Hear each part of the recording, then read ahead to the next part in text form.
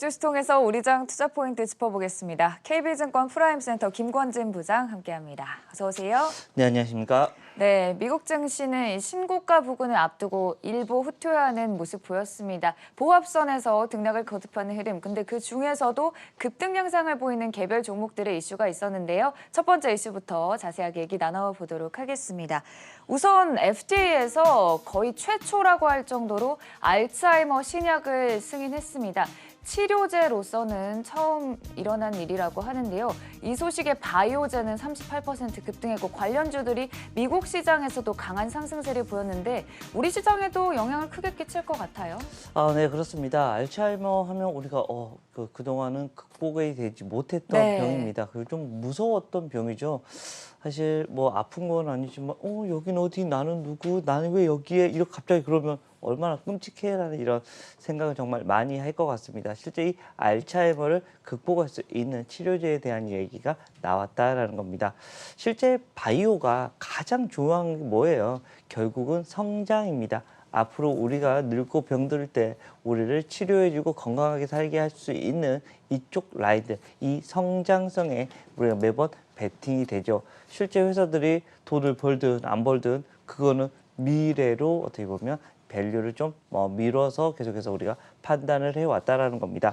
실제 이 알츠하이머에 대한 이런 얘기가 나오면 우리나라에서는 명문제약이나 이런 메디프론 그리고 고려제약 같은 이런 종목들이 여기에 관련된 주로 계속해서 엮여 있습니다. 물론 아침에 떠서 더 치고 올라갈지 밑으로 내려올지 이거는 좀 물음표가 찍히는데 어찌됐든 오늘 분명히 시장에서는 영향이 있을 것이다라는 얘기 드리도록 하겠습니다. 네, 이 알츠하이머라는 병이 뇌 신경세포의 단백질에 또 붙어서 악화한다고 하는데요. 이 단백질을 통해 생기는 플라크를 제거하는 역할을 신약이 한다고 합니다. 다만 오늘 장 초반 변동성에 대해서는 주시하면서 투자에 신중히 유념하시면 좋을 것 같습니다. 두 번째 이슈 넘어가 보도록 할게요.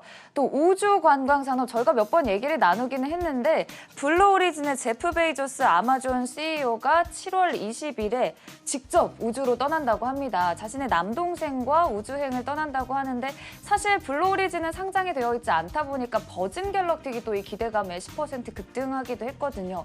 어떻게 바라보시나요? 저는 좀 무섭기도 할 것 같은데. 이제 정말 실현이 되긴 되더라고요. 네, 정말 아무리 돈이 많아도 아직은 좀 무서운 게 아닌가라는 이런 생각을 해봤습니다. 근데 뭐 자기가 갈 정도면 얼마나 안전하다라는 것을 좀 얘기를 하고 싶어서 이런 이야기가 나타나고 있는 게 아닌가라는 겁니다. 불과 다음 달입니다. 이제는 정말 우리 말로만 하던 소풍을 화성으로 갈까? 뭐 달로 갈까? 실제 뭐 목성으로 갈까? 이런 식의 얘기가 멀지 않았나라는, 멀지 않았다라는 거. 이게 실제 이 확장성이 계속해서 여러분들 나타날 것이다라는 얘기를 해드리겠습니다. 주가에 대한 흐름들도 우주 관광에 대한 얘기. 정말 그동안에는 없던 세계였는데 이제 하나의 영역으로 만들어지고 있는 것이다라는 겁니다. 물론 여기가 지금 현재 바로 숫자가 뭐 나오냐? 아직은 아닐 겁니다. 하지만 실제로 우주 관광이 되고 있다잖아요. 간다잖아요. 이게 되면 실제 파급력이 상당히 클 것이다라는 거.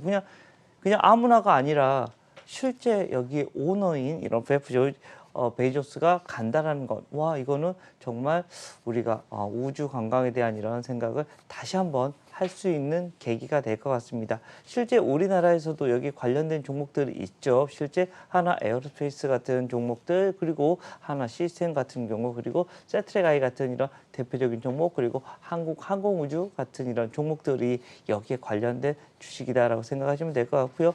한화 쪽에서 상당히 많이 밀고 있는 이런 관련된 종목들이 많다라는 이런 종목들이 많다라는 얘기 드리도록 하겠습니다. 네, 특히나 이 한화 쪽을 관심 있게 지켜보신다고 말씀을 해주셨는데요. 뉴세퍼드 로켓 다음 달 10일까지 총 4석 중 1석을 경매로 또 붙인다고 합니다. 관심 있으신 분들은 직접 참여를 하셔도 좋을 것 같아요. 한번 해보셔야죠. 네, 뭐 돈만 있다면 하면 좋을 것 같습니다. 이렇게 우주관광 얘기 나눠봤고요. 세 번째 이슈로 넘어가 보도록 하겠습니다. 합병 소식을 또 다뤄보도록 할 텐데요. US 콘크리트와 벌칸 머티리얼즈가 인수합병을 한다고 합니다. 13억 달러 정도의 규모라고 하고요. 프리미엄 30% 정도로 보도가 되는 상황인데 사실 지금 미국에서 이 인프라 건설 관련한 투자안을 두고 공화당과 민주당이 공방을 펼치고 있거든요. 민주당 측은 1조 7천억 달러, 공화당은 1조 달러 미만이어야 한다. 투자안이 통과되는 거를 앞두고 또 이 건설주에 대한 부분 또 우리가 주목해봐야 될 것 같아요. 네, 그렇습니다. 실제 우리나라에서도 지금 현재 건설 관련된 종목들이 네. 상당히 아주 뜨겁게 지금 현재 움직여주고 있습니다. 그런데 미국 쪽에서도 마찬가지인 것 같다라는 겁니다. 가장 큰 이유 뭘까요? 결국은 일자리를 늘리는데 가장 크게 유용한 투자가 되기 때문입니다. 실제 이 인프라 투자에 대한 얘기는 끊임없이 나오고 있습니다. 야, 우리가 고용을 창출하기 위해서는 어떻게 해야 될까라는 이런 고민을 하면 그쪽으로 우리가 계속해서 투자를 해줘야 된다. 야, 우리 뭔가를 여기도 야 개발해 하면 뭐가 있어야 된다. 우리가 굴삭기부터 시작해서 인부부터 시작해서 모든 게 다 들어갑니다. 실제 이 시멘트사 같은 경우도 마찬가지다라는 거 안내를 해드리겠고요. 쌍용 C&E 같은 경우도 여기 예전에 그냥 쌍용 양회 회사가 쌍용 C&E로 바뀌었습니다. 이름이. 그런데 쌍용 C&E는 환경까지 생각하는 이런 회사가 되고 있습니다. 예전에는 시멘트 회사들은 무슨 회사였어요? 조금 환경에는 좀 부적절한, 부적절한 표현은 좀 그렇지만 환경에는 좀 유해한 이런 회사가 되었었습니다. 근데 이건 최근에는 이것을 리사이클을 많이 사용을 하면서 재활용을 하면서 이거 환경을 좀 위하는 회사로 조금씩 바뀌어가고 있는 모습이 하나씩 등장해 주고 있는 모습입니다. 그리고 지금 현재 서울 쪽에서 계속해서 우리가 재건축이나 재개발에 대한 이런 바람이 불고 있습니다. 이러한 이슈들 때문에 최근에 계속해서 건자재 관련된 이런 종목들도 많이 움직이고 있고요. 실제 건설주들도 많이 움직이고 있고요. 실제 우리가 안에서 생활을 많이 하다 보니까 거기에 대한 관심을 갖고 있고 재개발, 재건축을 할 때 다시금 또 그쪽으로 계속해서 매기가 쏠려주는 모습이 계속 지속적으로 나타나고 있다라고 판단을 하셔야 될 것 같습니다. 실제 우리가 계속해서 고용에 대한 얘기를 한다면 이쪽 라인들을 여러분들이 계속해서 관심 있게 바라보셔야 된다라는 얘기 드리겠습니다. 네, 건설주 내에서도 이 개별적인 모멘텀을 지닌 쌍용 C&E, 현대건설에 대해 특히나 또 짚어주셨고요. 미국 시장에서도 같은 인수합병 소식이 들려오긴 했지만 US 콘크리트는 30% 가까운 급등세를 보이고 벌칸 머티리얼즈는 약보합선에서 마무리했다는 점 함께 짚어드리겠습니다. 자, 그럼 우리 시장으로 조금 넘어가 보도록 할까요? 오늘장 관심주 바로 확인해 보도록 하겠습니다.